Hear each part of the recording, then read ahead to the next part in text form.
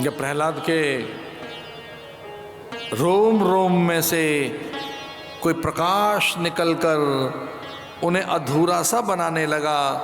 एक बार को तो लगा था प्रहलाद को कि मेरे रोम रोम में से, मेरे अंग अंग प्रत्यंगों में से प्रकाश निकलकर जा रहा है। अचानक ये क्या हुआ? मुझ में से एक द्युति, दीप्ति, नवलता, प्रखरता, एक विचित्र मेरा लालित्य, मेरा सौष्ठव, मेरी मादकता, मांसलता, कमनीयता, मुझ में एक अलग प्रकार का विलक्षण तेज और आकर्षण, मेरा रूप माधुर्य, ये हुआ क्या? अचानक मुझ में से निकल गया, ये है क्या? और पूछा था कि ये जो प्रकाश निकल रहा है इसमें देखिए एक आकृति बनती हुई सी, एक सुंदर आकृति बनी, और उस सुंदर आकृति में देखा प्रहलाद ने कि तो लक्ष्मी जी हैं। वंदन किया, मां अब मुझ में रहती थी? तो लक्ष्मी ने कहा हाँ, मैं तुझ में रहती थी, तेरे रोम रोम में रमी थी मैं, तेरे अंग प्रत्यंगों में मेरा वास था, लेकिन अब मैं तुझे छोड़कर जा रही हूं, अब मैं तुझे त्याग कर जा रही हूं। ऐसा कहना था कि प्रहलाद ने आंखें मूंद लीं और विचार करने लगा कि ऐसी मुझसे क्या भूल हुई है, कौन सी त्रुटि हुई है। लक्ष्मी को रोका नहीं, टोका नहीं, जाती हैं जाने दो। लक्ष्मी जी चली गई, पर वो विचार करने लगा कि मुझसे भूल कहाँ हुई है, मुझसे चूक कहाँ हुई है, वो कौन सी दुर्बलता थी, कुछ हुआ क्या मेरे साथ जो लक्ष्मी गई। लेकिन अभी विचार कर ही रहा था कि सहसा एक और प्रकाश अंग अंग से निकलकर, मस्तक से लेकर और नख सिख तक एक अलग प्रकाश। पूछा प्रहलाद ने, आप कौन हैं जो मुझे त्याग कर जा रहे हैं? तो उन्होंने कहा भैया मैं दान हूं, अब लक्ष्मी तो तेरे पास रही नहीं और तुझे दान देने की आदत है, तू दान भी कहाँ देगा? अब जब लक्ष्मी नहीं है तो अब मैं भी क्या करूँगा यहाँ रहकर। लेकिन एक बार को तो लगा कि प्राण चले जाएंगे, फिर से पूरे प्राणों को निचोड़ते हुए, नाड़ियों को भी निचोड़ते हुए कोई चीज निकली और बाहर चली गई। अब लगा कि ये क्या है, मैं कुछ नहीं रहा। पूछा उस प्रकाश से, आप कौन हैं? तो उसने कहा मैं तो कीर्ति हूं, यश हूं, मैं कीर्ति, मैं यश हूं। जब लक्ष्मी नहीं तेरे पास, तू दान नहीं देगा तो तेरी कीर्ति भी कैसे होगी? मैं भी तुझे त्याग कर जाती हूं।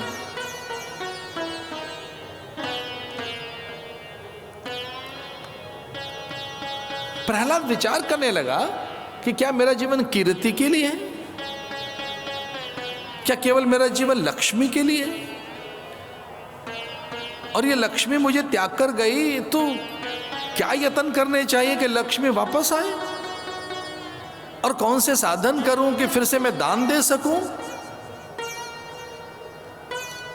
ऐसा विचार कर ही रहा था कि संपूर्ण चेतना का मर्दन करते हुए अब ऐसा लगा कि मन बुद्धि चित्त चेतना में से, सकल रोम रोम में से, एक एक नस नाड़ी और कोशिकाओं में से, रक्त कणिकाओं में से ऐसा लगा कि संपूर्ण अस्तित्व में से कोई एक सत्ता बाहर गई और वो जैसे प्राणहीन हो गया।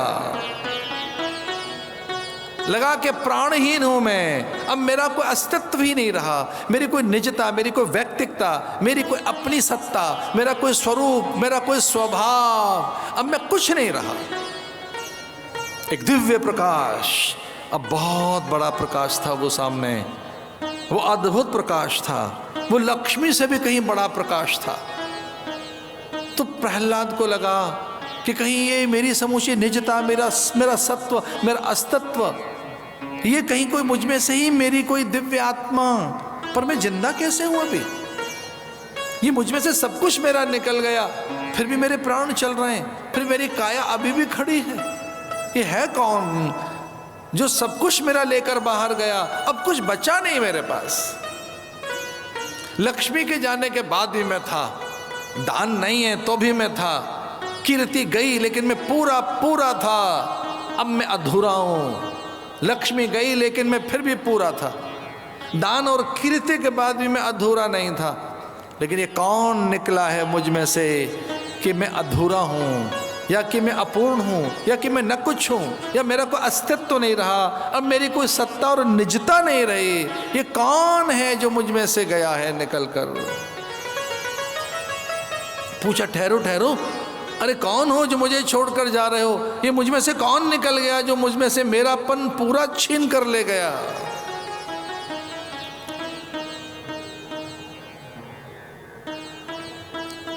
उस दिव्य प्रकाश पुंज ने कहा, मैं शील हूं, मैं सत्य हूं। बिलक बिलक कर रोने लगा प्रहलाद, गिर पड़ा चरणों में और कहा कि ना ना ना ना, आप मुझे नहीं त्याग सकते, आप मेरा तिरस्कार नहीं कर सकते, मैं आपके बिना जी नहीं पाऊंगा, मेरा कोई अस्तित्व नहीं है बिना शील और सत्य के। अरे सत्य अथवा रे शील, मैं तुझे नहीं त्याग सकता, तुझ में ही धर्म रहता है, तू ही सत्य है, तू ही तेज है, तू ही जीवन की सत्ता है, इसलिए मैं तुझे नहीं त्याग सकता। बिना सत्य के मैं नहीं रह सकता, बिना शील के मैं नहीं रह सकता। इस प्रकार से प्रहलाद बिलखने लगा और कहने लगा कि नहीं नहीं, आप मुझे त्याग कर नहीं जा सकते, और मुझ में से सत्य जा रहा है, शील जा रहा है, मेरी नैतिकता जा रही है, मेरा चरित्र जा रहा है, तो मेरे प्राण भी तो लेके जाओ ना। ये प्राण मेरे भीतर क्यों रखे हैं? अगर ये सत्य जा रहा है तो मेरे प्राण लेकर जा, मैं तेरे बिना नहीं रह पाऊंगा। बिलखने लगा तो सत्य ने कहा, शील चरित्र ने, उस नैतिकता ने एक साथ समन्वित होकर प्रश्न किया प्रहलाद से कि जब लक्ष्मी गई तब आपने नहीं रोका टोका? तो प्रहलाद कहने लगा कि बिना लक्ष्मी के मैं रह सकता हूं, बिना धन के, बिना कीर्ति के, लेकिन मैं बिना सत्य के नहीं रह सकता, बिना शील के नहीं रह सकता, नहीं रह सकता। तो फिर सत्य ने कहा कि जब तू मेरे बिना नहीं रह सकता तो मैं भी नहीं छोड़ता तुझे, मैं भी तेरे साथ ही हूं। फिर तो सत्य फिर से प्रवेश कर गया, शील फिर से आ गया, और जैसे ही सत्य स्थापित हुआ पुनः, तो कुछ धीरे से ही कुछ पल के बाद कुछ कानों में रुंझुन रुंझुन किसी सुंदर सुमधुर ध्वनि सुनाई दी, और देखा प्रहलाद ने कि लक्ष्मी जी चली आई हैं। और पूछा माँ से प्रहलाद ने कि माँ, आप तो मुझे त्याग कर चली गई थी, आप फिर से आ गई? उन्होंने कहा, हाँ, मैं तो सत्य का अनुसरण करती हूँ, सत्यानुसारणी लक्ष्मी, जहाँ सत्य है वहीं मैं रहती हूँ। चूंकि सत्य नारायण है, सत्य नित्य विद्यमान सत्ता है, जहाँ धर्म का बल है, जहाँ नैतिकता का बल है, चरित्र का बल है, जहाँ ऐन्द्रिक संयम है, जहाँ ऐन्द्रिक शुचिता है, वहाँ मेरा वास है। मैं चली आई, अब मैं तेरी बन गई हूँ। तो मुझे एक संकोच के साथ बात कहनी थी आपसे कि धन के लिए ज़्यादा प्रपंच मत करो, सत्य को संभाल के रखो, लक्ष्मी अपने आप आ जाएंगे।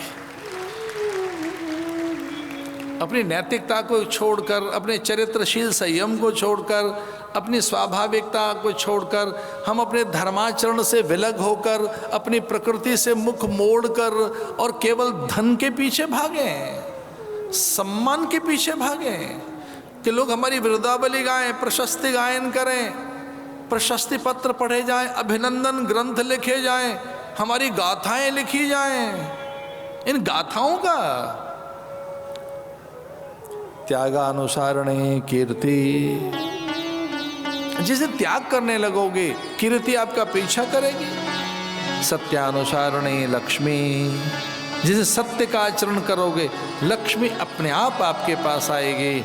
एक बार जरा शील, संयम, सदाचार और नैतिकता संभाल के तो रखो। एक और बात कहनी थी, सन्यासी अपने वैराग को सहेज के रखता है, और जिस दिन आपने वैराग्य सहेज के रख लिया अपना, इंद्र आदि ईर्ष्या करने लगते हैं और वो परिक्रमा करने लगेंगे आपके आसपास।